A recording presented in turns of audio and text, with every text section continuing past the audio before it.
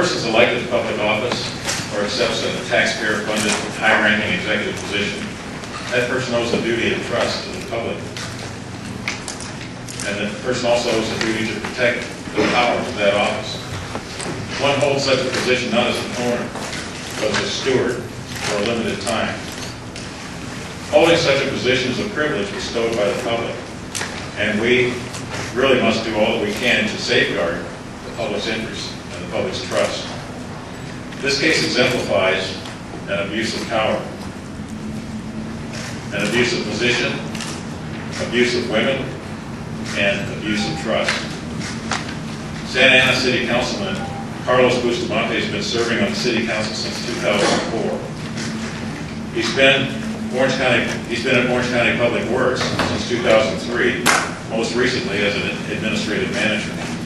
He's been active in local politics for many years. Many people considered him to be a rising star. He was arrested yesterday afternoon.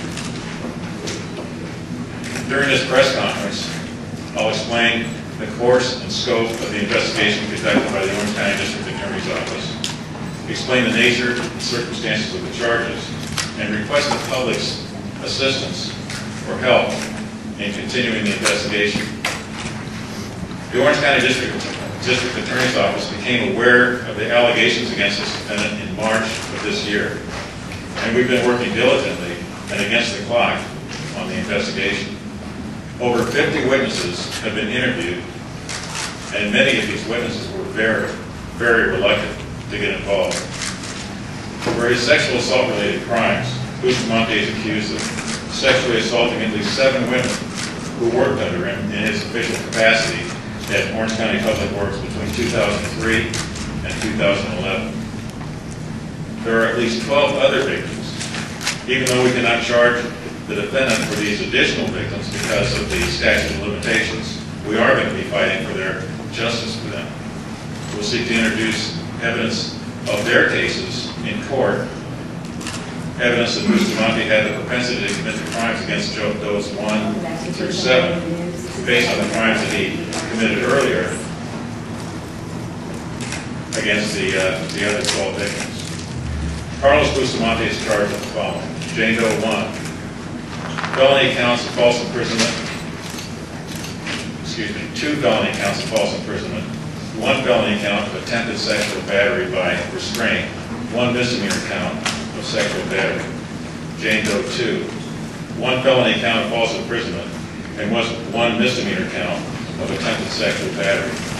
Jane Doe 3, 1 felony count of stalking. Jane Doe 4, 2 felony counts of assault with intent to commit a sexual offense. Jane Doe 5, 1 felony count of false imprisonment, 1 felony count of assault with the intent to commit a sexual offense, and 1 misdemeanor count of assault. Jane Doe 6, 2 felony counts of false imprisonment. Jane Doe 7, 1 misdemeanor count of battery.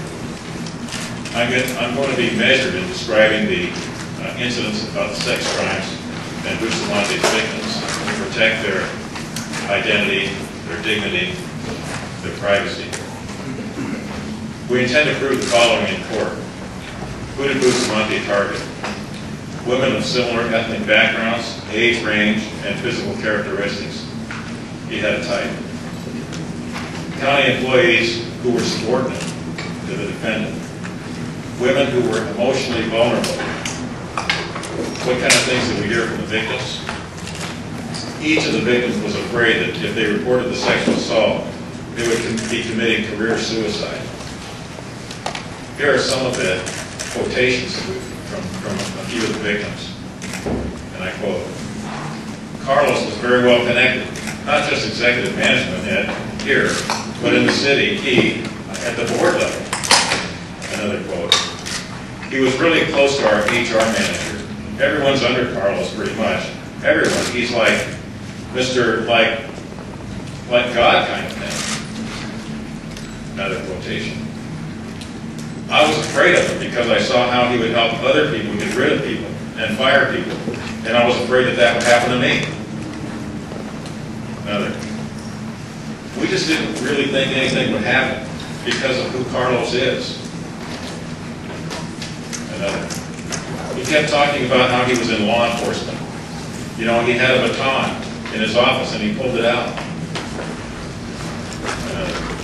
He just seemed like he was so completely untouchable.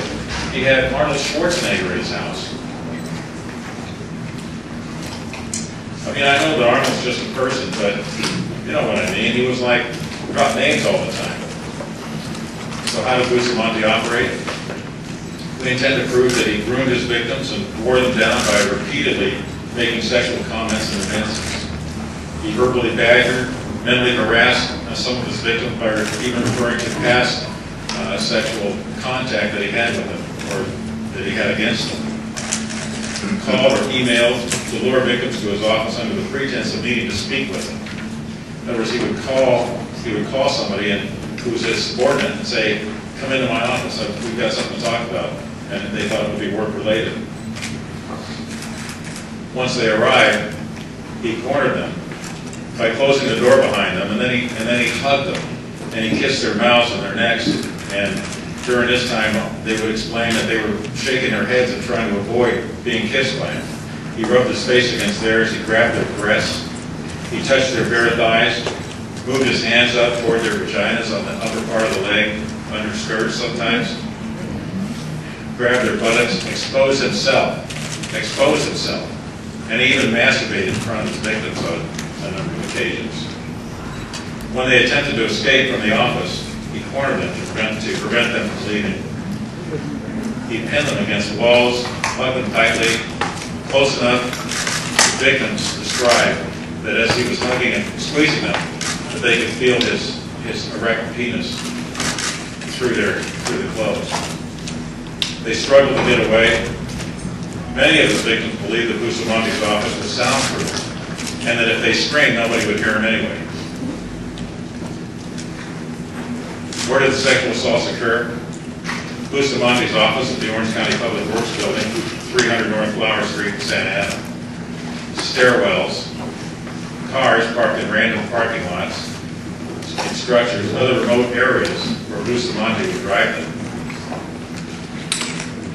I've seen it occur so many times in the past where some prominent person is charged with these kinds of serious sex crimes, and they blame the victims.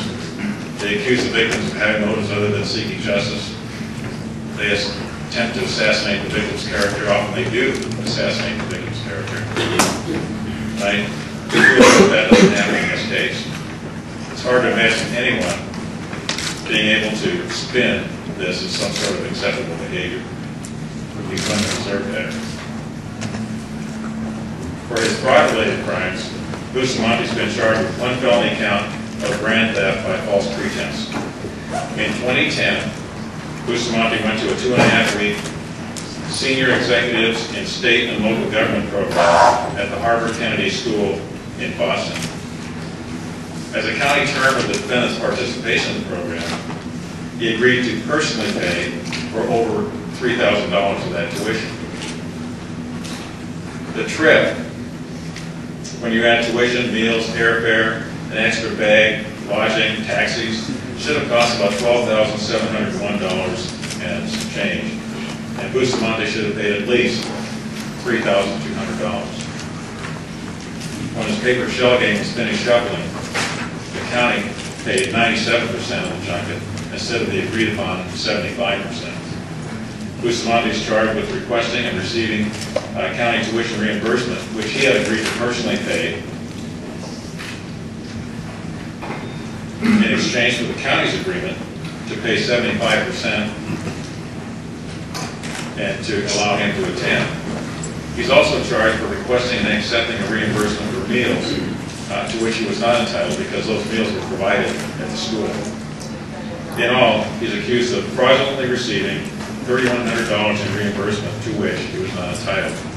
Now you might spend that $3,100 is not that big in a county that has a budget of $5.5 billion. But to put that into perspective, 1 in 7 county employees makes $3,100 or less a month. Bustamante was paid $170,000 a year working for the county. It's hard to fathom why someone with this kind of 6-figure income will be tapping the county for this additional money. Any amount of misuse of public funds is unacceptable. This grant theft occurred during one of the toughest fiscal times in county history. Beginning in 2008, fiscal year 2008-2009, the county went into severe financial crisis, and most county departments underwent budget and spending cuts, including cutting back on non-essential spending, such as travel and training, as well as laying off and furloughing staff, implementing a hiring freeze. Unfortunately, I think that our investigation really has just scratched the surface at this point. We believe that there are a lot of witnesses who have information about this case, but clearly people are reluctant to come forward for various reasons. We want to encourage anyone with information about this case to come forward. We're interested in knowing who knew what, when they knew it, why Bustamante was able to get away with the abuse of women who worked under him. We want to know how this wolf was kept in charge of his prey for so long. How he was able to get away with a perverse abuse of power and position for the last 8 years. These are very serious charges with serious consequences. Bustamante is facing more than 26 years in state prison for these convicted of all counts. I can accept questions at this point.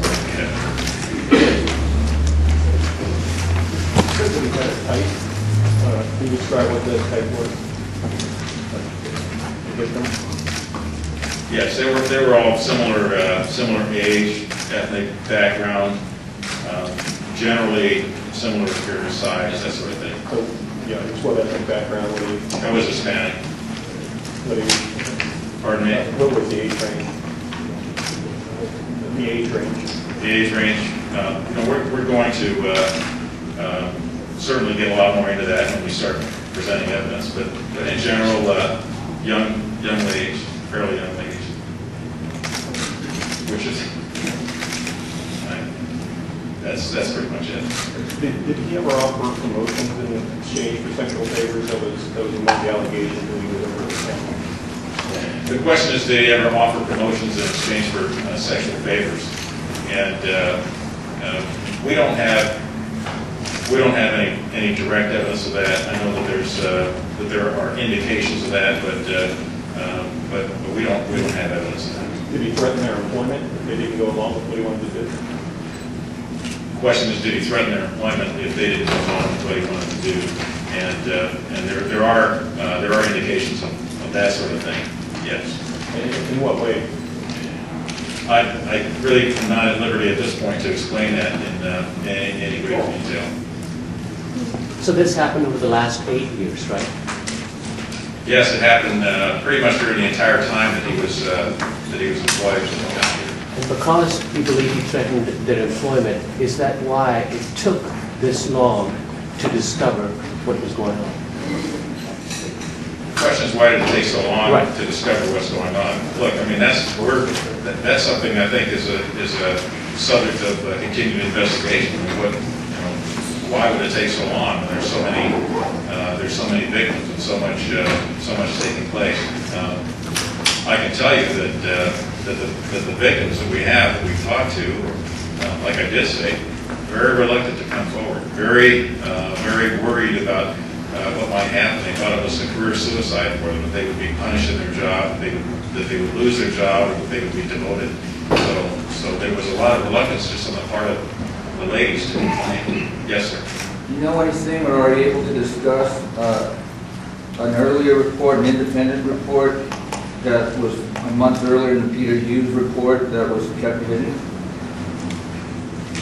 There was a report sent to the DA's office in March of this year by a law firm, Fisher and Phillips, and that was sent to us by county council, and that is how we originally got involved in this case. We looked at that report, and it was very clear from reading that report that this case needed further, much more detailed investigation.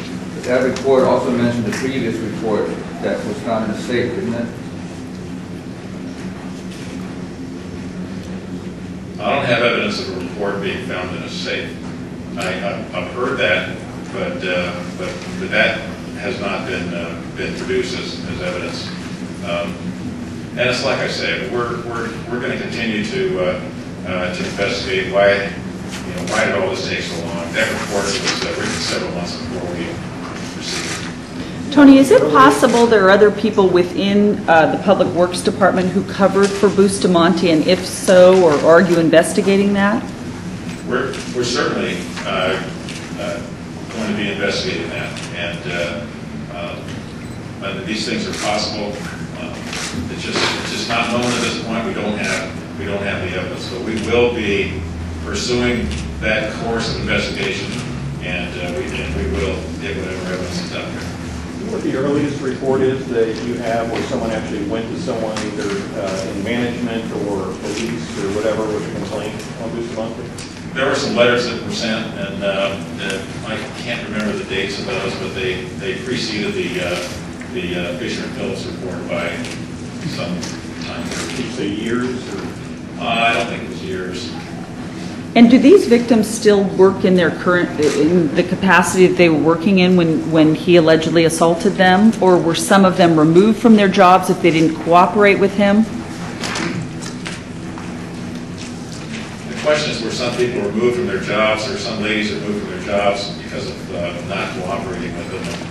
And I don't really think I can get into that evidence. I can tell you that it's a little tough to make those kinds of determinations because certainly there's a good deal of movement in the county anyway. People get transferred from one place to another, so it's a little tough to pin that down. But it's, like I say, we're continuing to work on that. Carlos Bustamante has been arrested. He's been charged with the crimes against him, and we're looking to see what happened. Why is it so long? What were the reasons for it? Beyond the statements of the women, do you have any physical evidence, things such as texts from Bustamante to the women, or audio recordings of him admitting or incriminating himself in any way? I really am not at liberty to discuss the evidence in any greater detail. Well, can you at least say if you have anything more than statements, I guess, that would corroborate what the women are saying? I suppose I could, but I'm not willing to. But understand one thing, that the statements of these women are all very independent. They're independent of each other, and very clearly corroborate each other to a great degree. When we put up on the screen all the reasons the woman said they didn't go, such as his law enforcement background, and friends of Arnold Schwarzenegger, did he bring that up to them in ways that would suggest they were threats? Yes, those are the kinds of things that would come up in conversations that he would talk to them about. You say you believe this investigation has just scratched the surface. Are you talking about the sex crime, or are you talking about the theft? If you're talking about the theft, what makes you believe that there was additional financial? We could easily. I think that if we knew everything, there would be more crimes to charge. But I can't. It's not really fair to speculate too much about that. I just want to say that the investigation still has a long ways to go. There are still a number of people that we need to talk to, and some people that we've already talked to that we need to talk to again. So another question: this happened to obviously his job in his county administration, but I mean he also obviously has a role in the city council, Santa Ana. Is there any investigation into any possible abuse of funds there, theft of funds there, any abuse of power in his role as an elected official? we're looking into all that.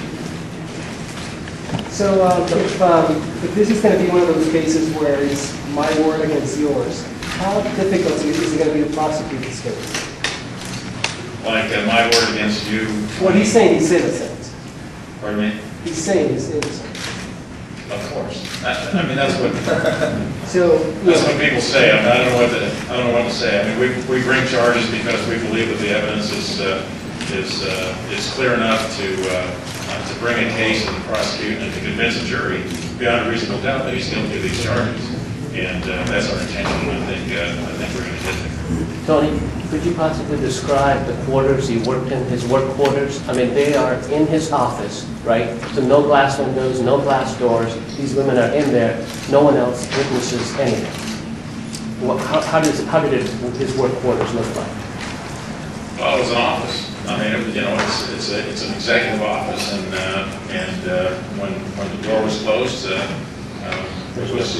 was closed. You couldn't see in, and on a number of occasions, our evidence indicates that he told the women that he locked the door from the inside and they couldn't get out. But I'm not aware of that necessarily being true. That's something he said, but I think you could get out.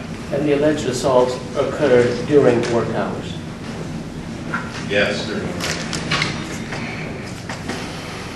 Yes, sir. So this false imprisonment is the legal term for having women there under false pretenses, and they're subordinates, and they think the door might be locked, and they think it's soundproofed, all that? Not letting them out of an enclosed area.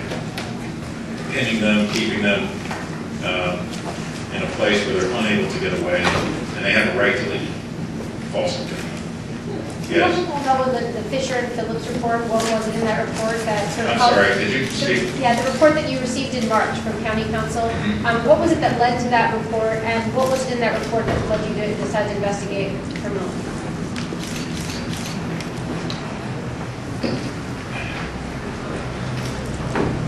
The report says that it's based on an anonymous letter received by the county administration, and that they were asked to perform an investigation.